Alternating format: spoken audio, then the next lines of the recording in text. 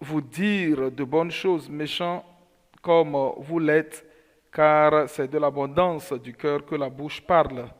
L'homme bon tire de bonnes choses de son bon trésor, et l'homme méchant tire de mauvaises choses de son mauvais trésor. Je vous le dis, au jour du jugement, les hommes rendront compte de toute parole vaine qu'ils auront préférée, car par tes paroles tu seras justifié et par tes paroles tu seras condamné. C'est la parole de Dieu. Nous allons prier. Notre Père, nous demandons ta grâce, que tu puisses envoyer la lumière de Christ et la connaissance de ta parole pour que nous puissions recevoir ta parole dans la douceur, dans l'humilité et que nous puissions porter de fruits, que nous puissions demeurer dans le port des fruits et que nous recevions cela au nom de Jésus-Christ. Amen. Nous avons toujours passé du temps. Nous avons une fois passé du temps que nous avions dit des choses que nous aurions aimé que ça soit autrement. Peut-être que c'est une histoire drôle qui s'est après tout transformée en problème pour vous. Une parole déclarée dans la colère peut-être peut produire des résultats que vous regretteriez après. Parfois, quand vous parlez sans savoir exactement ce que vous dites et que cela sort de votre bouche et cela a des conséquences négatives, vous devez vivre avec les conséquences de vos paroles. Nous reconnaissons nos paroles, que nos paroles sont importantes et que cela a des conséquences. Je voudrais vous rappeler ce que nous disons toujours. Il faut rappeler que les paroles ont une grande importance. Et nous voyons que les paroles ont des conséquences non seulement dans nos vies, mais Christ attire notre attention dans ce passage ce matin. Rappelez-vous que le contexte, c'est que il y avait le conflit entre Christ et les pharisiens. Les pharisiens sont venus par finir pour dire que le ministère de Christ se fait avec la puissance de Satan. Mais Christ a déclaré que eux, ils ont commis le péché non pardonnable, le péché contre le Saint-Esprit, le péché de blasphème. Et c'est pourquoi leurs péchés ne sont pas pardonnés. Et leurs paroles ont des conséquences. Et ils ne pouvaient pas reprendre leurs paroles. Ils ne pouvaient pas ressaisir ou faire retourner leurs paroles. Et il y a des conséquences spécifiques à cela. Et les péchés qu'ils ont commis en ce moment, Christ continue à dire avec fermeté qu'il y a des conséquences des paroles que nous déclarons. Et cela s'applique également aux pharisiens dans ces versets. Et donc, le thème de notre sermon ce matin, c'est intitulé « Les paroles ont des conséquences dans l'éternité ». Les paroles comptent pour l'éternité. Les enfants, la question que je voudrais vous poser pendant que nous continuons dans ce sermon, c'est de savoir qu'est-ce qui fait d'une personne une bonne personne ou une mauvaise personne.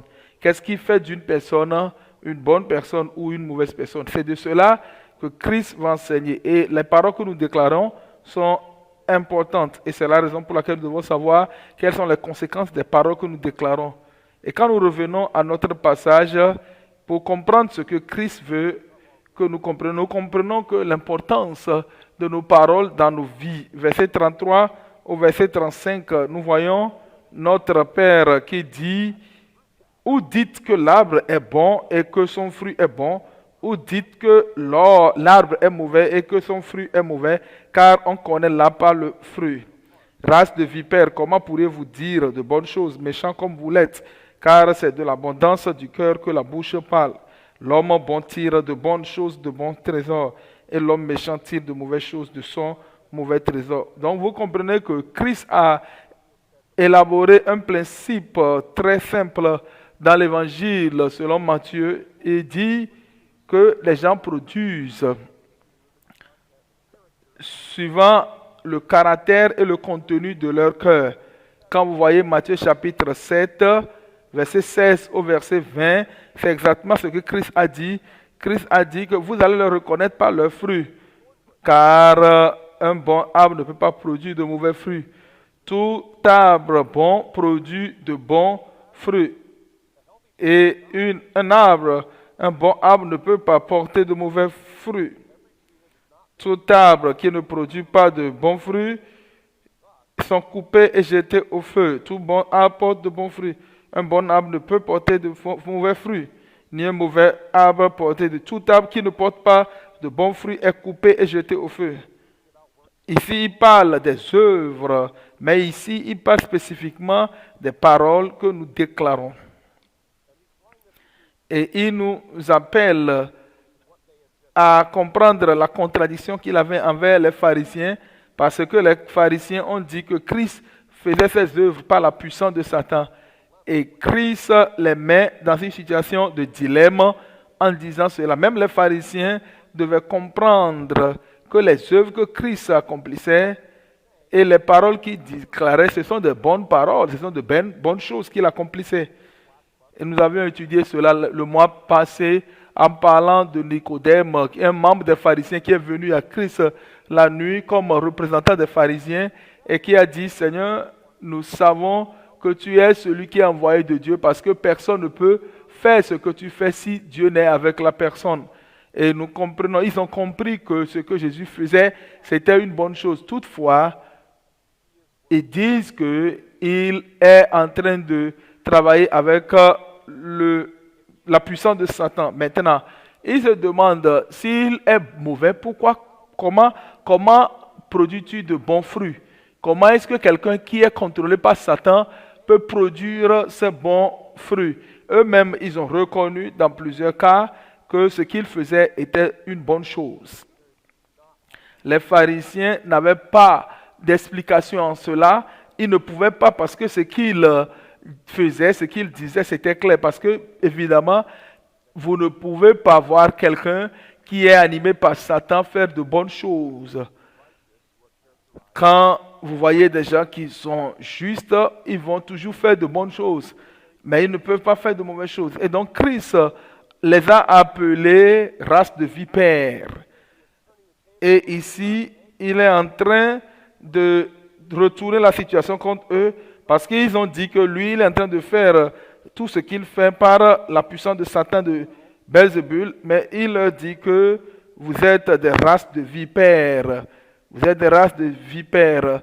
Satan est le serpent parce que c'est quand vous allez dans Genèse chapitre 3, c'est lui qui a causé la chute. Et la Bible dit que Dieu va susciter une semence qui va briser la tête de Satan. C'est eux qui sont en train de faire la volonté de leur père spirituel qui est le diable. Christ a utilisé ce langage. C'est pourquoi il les appelle encore race de vipères, encore dans Jean, lorsqu'il parlait à la foule. En général, il dit que vous êtes, Jean chapitre 8, verset 44, il dit que vous êtes en train d'agir comme votre père, parce que il a accompli, parce que vous avez pour père le diable et vous voulez accomplir les désirs de votre père. Il a été meurtrier dès le commencement. Ils ont fait cela, reniant Christ, en disant que ces œuvres sont accomplies par les œuvres de Satan. Et c'est comme si on se dit, ah, non, ou bien ils ne reflètent pas ce qui était à l'intérieur d'eux. Cela ne vient pas de leur cœur. C'est une réflexion de la source. Leur cœur est mauvais parce que le cœur mauvais produit de mauvaises choses. D'autre part, nous savons que Christ est celui qui déclare ce qui est bien, qui fait ce qui est bien. Christ lui-même est bon et c'est pourquoi il dit qu'il va produire ce qui est bien. Christ a tiré ces contrastes à ce qui est clair dans ce passage. Et nous pouvons l'appliquer à des croyants qui ont été renouvelés en Christ, qui ne sont plus en train de tomber dans le péché, qui ne se laissent pas à la dépravation, mais qui ont été faits une nouvelle créature selon Christ. Et encore pour déclarer des bonnes œuvres. pour faire de bonnes œuvres. Ce n'est pas le fait de vivre sans péché, mais c'est qu'il faisait ce qui est bien, bien devant Dieu. Ce qui fait d'une personne une bonne personne, c'est l'œuvre de la grâce de Dieu à travers le Saint-Esprit qui renouvelle ces personnes et qui fait d'eux une nouvelle créature en Christ. Sinon, ils vont être déchus sans espérance dans ce monde. Et donc Christ applique ce principe clairement aux pharisiens en utilisant même des paroles dures. Il leur parlait de l'importance. Nous sommes en train de parler de l'importance des paroles. Les paroles qu'il a utilisées, il les a appelées race de vipères. Ça veut dire qu'il a utilisé des mots durs. Mais ces paroles sont justifiées dans ce contexte parce que les œuvres que ces personnes accomplissaient envers les gens qui étaient autour d'eux, en train de les écouter, les pharisiens, il a déclaré cela pour qu'ils puissent se repentir de leur méchanceté. Et il a continué en les avertissant spécifiquement dans le verset 36 et le verset 37. Il dit, je vous le dis, au jour du jugement, les hommes rendront compte de toute parole vaine qu'ils auront proférée, car par tes paroles tu seras justifié et par tes paroles tu seras condamné.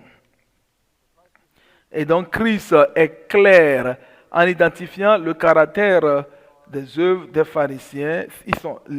Ils sont vides, sans fruit. Et Christ est en train de dire clairement ici qu'il y a cette idée que il y a certaines paroles qui ne produisent pas de fruits. Ce sont des paroles qui sont des paroles de paresse, qui ne produisent aucun résultat, aucun fruit. Christ dit que les bons arbres produisent de bons fruits et les mauvais arbres produisent de mauvais fruits. Et on identifie ici le caractère de la parole. Christ les a avertis du jugement final à venir. Il leur a dit que vous ne devez pas faire ceci parce qu'il y a des conséquences qui vont arriver. Parce qu'il leur dit qu'il y a un jour qui arrivera où Dieu va juger toute personne qui a jamais vécu. Et ce jugement que nous le voyons ici et dans d'autres passages, c'est que le jugement est selon les œuvres que nous faisons. Nous avons vu comment cela est déclaré dans Matthieu chapitre 16, verset 27. Matthieu 16, verset 27, Jésus-Christ a dit clairement là-bas que car le Fils de l'homme doit venir dans la gloire de son Père avec ses anges et alors il rendra à chacun selon ses œuvres. Il rendra à chacun selon ses œuvres. Même Apocalypse chapitre 20, verset 11 à 15 parle de ce jugement très clairement. Puis je vis un grand trône blanc et celui qui était assis dessus, la terre et le ciel s'enfuirent devant sa face et il ne fut plus trouvé de place pour eux. Et je vis les morts, les grands et les petits qui se tenaient devant le trône. Des livres furent ouverts et un autre livre fut ouvert, celui qui est le livre de vie. Et les morts furent jugés selon leurs œuvres d'après ce qui était écrit dans ce livre. La mer rendit les morts qui étaient en elle. Et la mort et le séjour des morts rendirent les morts qui étaient en eux, et chacun fut jugé selon ses œuvres. Et la mort et le séjour des morts furent jetés dans les temps de feu. C'est la seconde mort, les temps de feu. Quiconque ne fut pas trouvé écrit dans le livre de vie fut jeté dans les temps de feu. Donc, quand nous prenons ceci, Jésus-Christ est en train de dire, chacun au jugement final va être jugé par rapport à ce qu'il aurait déclaré, les paroles qu'il aurait proférées. Et c'est qu'il le veuille ou pas, les paroles qui n'ont pas porté de bons fruits. Chaque personne, ce qu'il dit, tout ce que nous disons, tout ce que nous faisons, cela a toujours des conséquences. Les œuvres que nous accomplissons avec nous, mais nos actions viennent du cœur. La Bible dit que c'est de l'abondance du cœur que la bouche parle. Ici, nous voyons clairement que Christ nous enseigne le fait que les paroles comptent pour l'éternité. Et donc, nous devons vraiment faire attention à ce que nous déclarons, à ce que nous disons. La déclaration que Christ a donnée ici peut créer potentiellement deux problèmes dans nos pensées. Ce qui nous trouble peut-être, c'est que d'abord la difficulté, c'est que Christ dit, quand il parlait de la justification, est-ce que nous sommes justifiés? Est-ce que cela veut dire que cela fait que nous sommes justifiés par la foi uniquement? Maintenant, l'autre question, c'est de savoir est-ce que le jugement aussi néglige ce, ce commandement de la justification. Est-ce que les paroles que Jésus-Christ déclarait ici étaient en train de dire que, en train de remettre en cause la justification par la foi seulement, par la foi seule? Non. Paul, dans ses lettres, a utilisé techniquement ces paroles concernant la justification. Il les a utilisées pour déclarer celui qui était coupable. On le considère comme pur et juste devant Dieu. Avec la justification, sa justification qui a été imputée à Christ. Et nos péchés ont été imputés à Christ. Christ a été considéré comme pécheur lorsqu'il a été crucifié parce qu'il a pris la condamnation. C'est le sens de la justification dont Paul parle. Mais dans un autre sens, c'est que quand nous parlons de la justification par la foi seulement, ça c'est l'utilisation théologique de la justification. C'est dans l'utilisation que Paul a fait. Mais ce n'est pas comme cela que c'est déjà utilisé. Mais le sens principal de la justification, c'est de déclarer ou approuver ou que quelqu'un est juste dans son comportement, dans sa conduite. Jacques dit que nous ne sommes pas jugés, nous ne sommes pas justifiés par la foi uniquement, mais par les œuvres. Mais il ne veut pas dire ce que Paul dit, mais il est en train de dire qu'il utilise ce que Paul a dit, mais il dit que par nos œuvres, nous montrons le caractère de ce que Dieu a déjà fait dans nos vies. Quand vous voyez Luc chapitre 7, verset 35, Jésus dit que la sagesse est justifiée, ce n'est pas parce que la justice est coupable. Non. Dans le livre de Psaume 51, verset 4, lorsque David dit au Seigneur que toi seul, contre toi seul j'ai péché, mais pour que toi tu sois justifié dans tes paroles et que tu sois sans reproche dans tes jugements.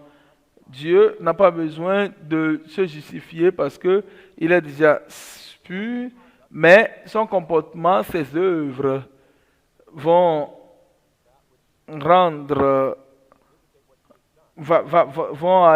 vont démontrer qu'il est pur et qu'il est juste. Et c'est le sens qu'il est en train de dire. Christ dit que en aucun moment, ces paroles ne peuvent pas remettre en cause la justification par la foi seulement. Mais ce qu'il est en train de dire, qu'au jour du jugement, nos œuvres vont démontrer le caractère de celui que nous sommes. Que ce soit condamné parce que nous sommes morts dans le péché ou nous sommes justes parce que nous avons été rendus justes avec Christ. Et cela nous amène au problème potentiel, au deuxième problème potentiel, c'est que est-ce que le jugement par les œuvres remet en cause la grâce de l'évangile? Encore non, non. Le jugement par la grâce, le jugement ne remet pas en cause, le jugement par les œuvres ne remet pas en cause la grâce de l'évangile. Cela nous rend d'une manière pure devant Dieu. Quand les gens se tiennent devant Dieu, ils se tiennent devant Dieu juste pas ce qu'ils ont fait, mais parce que Dieu va récompenser selon les œuvres que chacun a eu à faire au jugement final. C'est pourquoi il dit que si vous portez de mauvais fruits, cela va conduire à la condamnation, mais si vous portez de bons fruits, cela va conduire à la bénédiction. C'est pourquoi Jésus dit que les paroles comptent pour l'éternité. Mais cela amène quelqu'un à être juste, à faire de bonnes choses et à être béni le jour du jugement, ce n'est pas quelque chose qui va se faire par la personne eux-mêmes, mais c'est l'œuvre du Saint-Esprit qui va rendre quelqu'un capable de faire le travail et de marcher dans la lumière et dans la gloire qui apporte, afin que Dieu, par sa grâce, au jour du jugement, puisse récompenser les œuvres que nous accomplissons et que nous puissions avoir tout, pas seulement des choses que nous méritons, mais par la grâce qu'il nous a eu, par la grâce et la miséricorde qu'il a pour nous, parce qu'il est un bon Père, il ne donnera que de bonnes choses à ses enfants. C'est pourquoi il est en train de nous préparer, de nous former à l'image de Christ, et il va nous couronner de toutes ses bontés au jour du jugement. Et nous voyons dans ces choses la déclaration de Christ avertit sur le jour du jugement en disant que les paroles comptent pour l'éternité. Et donc nous devons prendre au sérieux ces choses. Maintenant, comment est-ce que nous appliquons ce passage et ces déclarations à notre contexte? Nous devons comprendre clairement qu'un fruit est jugé par ses fruits. Ça peut être une chose difficile pour nous en notre temps. Nous voulons associer, nous avons besoin d'associer la bonté et la santé avec ce qui est la révélation de Dieu. Nous voulons comparer cela à ce qui est mauvais avec ce qui est contre Dieu et la révélation et la révélation de sa parole. Mais la question qui peut survenir dans nos pensées, c'est que pourquoi est-ce que les croyants, est-ce que les incroyants qui font de bonnes choses, est-ce qu'ils sont sauvés? Je vais dire, avec tout le respect, selon le standard de Dieu, il n'y a pas une telle chose. C'est vrai que les incroyants peuvent vivre en relation avec la révélation de Dieu. Est-ce qu'ils peuvent faire des choses mieux que les autres? Mais quel que soit ce qu'ils vont faire, s'ils n'ont pas le Saint-Esprit, n'ont pas Jésus, ils ne peuvent pas faire ce qui est bien. Qu'est-ce que l'apôtre Paul a dit dans Romains chapitre 3, Romains 3, verset 9. Romains 3, verset 9, il dit: quoi donc sommes-nous plus excellents? Nullement, car nous avons déjà prouvé que tous, juifs et grecs, sont tous sous l'empire du péché. Selon qu'il est écrit, il n'y a point de juste, pas même un seul. Nul n'est intelligent, nul ne cherche Dieu. Tous sont égarés, tous sont pervertis. Il n'en est aucun qui fasse le bien, pas même un seul. Leur gosier est un sépulcre ouvert. Ils se servent de leur langue pour tromper. Ils ont sous leurs lèvres un venin d'aspic. Leur bouche est pleine de malédictions et d'amertume. Ils ont les pieds légers pour répandre le sang. La destruction et le malheur sont sur leur route. Ils ne connaissent pas le chemin de la paix. La crainte de Dieu n'est pas devant leurs yeux. Et dans le chapitre 16 de notre catéchisme dit que ceux qui ne sont pas transformés par le Saint-Esprit, mais pour les choses que Dieu a commandées et pour lesquelles il faut faire bon usage, ils sont purifiés par la foi, ils agissent, ils ne sont pas pécheurs, ils sont pécheurs et ils ne peuvent pas plaire à Dieu et ils ne sont pas appelés à avoir la grâce avec Dieu. Et donc, leur négligence est plus pécheur et ils ne peuvent pas plaire à Dieu. Et c'est le principe simple que j'ai mentionné. Il y a des gens qui se conforment à la parole de Dieu et c'est mieux qu'ils se conforment à la parole de Dieu, mais cela ne fait pas de ces personnes de bonnes personnes. Nous disons tout cela, ça ne veut pas dire que nous remettons en cause l'impact non, ce n'est pas ce que nous voulons dire. Ce que nous voulons dire, c'est que nous devons être avertis des conséquences lorsque nous séparons nos propres nos propres appréhensions de la bonté par rapport à la conception de Dieu de la bonté. Si nous séparons ce que ça voudra dire en pouvoir se mettre en prenant ce qui est bien, en parlant de la bonté de ce qui est bien, il faut vraiment aller, qu'est-ce que la fin de l'homme, c'est de glorifier Dieu. Quelle est la finalité de l'homme? De glorifier Dieu. Mais malheureusement, nous prenons ce concept-là que nous mettons loin de nous et nous pensons que tout ce que nous devons faire, tout ce que nous devons être, nous devons le faire et l'être pour la gloire de Dieu parce que lui-même, il est celui qui nous apporte. Si nous ne considérons pas cela, nous allons nous-mêmes aller contre les principes que nous avons et cela va être contraire à la parole de Dieu. Et il continue en nous parlant de sa compréhension des œuvres. Par exemple, si nous croyons que les incroyants sont bons et sont sous la condamnation de Dieu, comme la parole de Dieu l'a dit clairement, alors notre conclusion, même si nous ne le disons pas à haute voix, c'est que nous disons que Dieu est juste.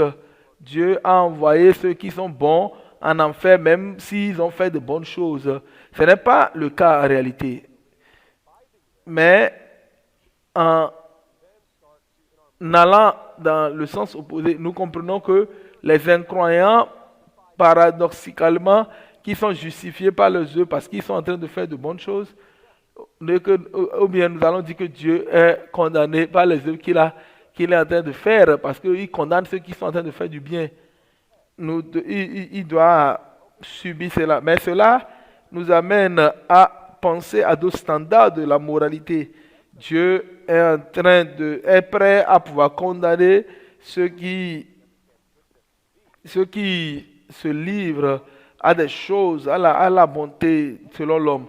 Et nous leur parlons, quand nous le faisons ainsi, nous remplaçons le standard de Dieu avec un autre standard. C'est ce qui arrive parfois dans la vie des gens qui ont grandi dans l'église, et qui ont vécu, peut-être qu'ils ont terminé, ils sont sortis, ils ont regardé, ils ont rencontré des incroyants, mais qui ont été très, très, très, très gentils et qui faisaient de bonnes choses. Mais ils ont tout cela, mais ils sont en train de vivre et de vivre dans le péché parce qu'ils ils sont de bonnes personnes, mais qui ne sont pas transformés, ils n'ont pas eu leur péché pardonné. Ils ne comprennent pas le standard de la moralité qu'ils doivent suivre. Et plusieurs ont péché et ils se sont éloignés de la foi pour avoir la justification. Mais également, les bonnes œuvres, dans cette manière de penser, ne sont pas exclusivement ce qui régénère. Nous pouvons comprendre que les bonnes œuvres ne peuvent pas être la mesure, ne peuvent pas servir de mesure à notre état spirituel. C'est pourquoi Christ dit que vous les reconnaîtrez par leurs fruits. Comment est-ce que cela s'applique? Nous pouvons regarder cela, nous ne pouvons pas évaluer cela. Nous devons juste ne pas nous inquiéter de cela. Ce que nous devons faire, parfois il y a des gens qui excusent le péché, ils excusent le fait d'être non productifs, mais exactement c'est le contraire de ce que Christ enseigne ici. Nous devons comprendre que selon les Écritures, selon Dieu qui a fait le monde, il n'y a pas de neutralité dans ce monde entre la lumière et les ténèbres, entre la foi et l'incrédulité, entre la mort et la vie. Il n'y a pas de juste milieu. Il n'y a pas de bonté en dehors de Dieu. Dieu lui-même, il est la bonté et il est le standard qu'il communique. Et en nous éloignant de lui, il n'y a pas de bonté. Nous ne pouvons rien avoir. Nous devons comprendre cela pour savoir que nous sommes dans un combat spirituel, dans tous les aspects de notre vie dans lesquels nous vivons. Le monde autour de nous n'est pas notre ami et le monde n'est pas là pour nous en tant qu'institution, en tant que le peuple du monde. Quand ils rejettent la Seigneurie de Christ, ils sont mauvais et ils sont contre lui.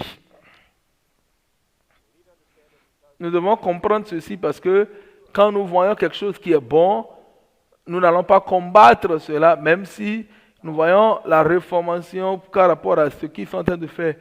Mais quand nous disons que cela est bon déjà, n'allons pas faire encore de choses. Mais cela doit être reformé selon la volonté de Dieu.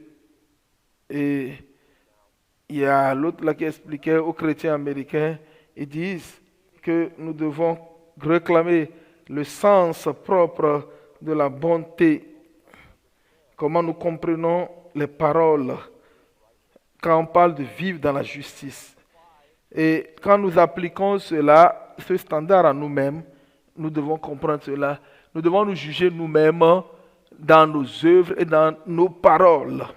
Jésus-Christ l'a dit clairement que de bons arbres produisent de bons fruits, les mauvais arbres produisent de mauvais fruits.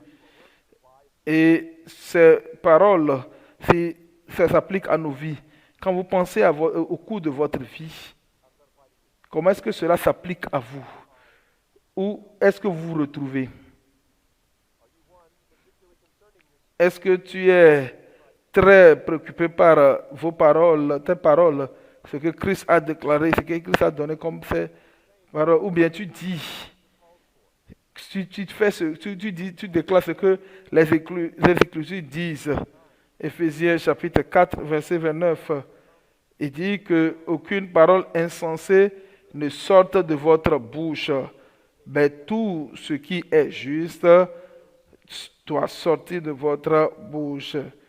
Mais Proverbe chapitre 15, le verset 4, Proverbe 15, verset 4, le psalmiste dit, Psaume chapitre 15, verset 4, il dit, la langue douce est un arbre de vie, mais la langue perverse brise l'âme. Notre langue doit produire des fruits selon la justice. Est-ce que tes paroles, les Écritures appellent? Est-ce que tu déclares? Est-ce que tu encourages? Est-ce que tu témoignes de la gloire de Dieu pour le salut des autres? Est-ce que ta parole, la parole de vie, sort de ta bouche? Ou bien ce sont des insultes? Est-ce que c'est des paroles de découragement? Est-ce que c'est des commérages? Est-ce que c'est des mensonges qui sortent de votre bouche? Ou bien est-ce que vous vivez chaque jour pour accomplir le plan de Dieu pour votre vie? Ou bien vous voulez simplement que Dieu vous bénisse dans la manière dont vous voulez mener votre vie et que vous voulez rester comme cela? Nous devons comprendre, comme Christ l'a dit, nos actions, nos paroles, de l'abondance du cœur, la bouche parle. Vous ne devez pas faire des excuses, présenter des excuses. Si chaque fois tu es celui qui ment, celui qui fait le commérage, celui qui dit des paroles fâcheuses, qui déclare des paroles de découragement aux gens, il faut savoir que tu dois te repentir. Les Écritures sont claires. Ceux qui commettent habituellement ce péché, ils sont en train de courir le risque de la condamnation. Et cela s'applique également à ceux qui sont dans le péché habituel. Et donc, si tu produis de mauvais fruits, tu dois reconnaître tes péchés. Qu'est-ce que tu dois faire? Si tu portes ce mauvais fruit, qu'est-ce que tu dois faire? Tu dois regarder à Christ qui pardonne.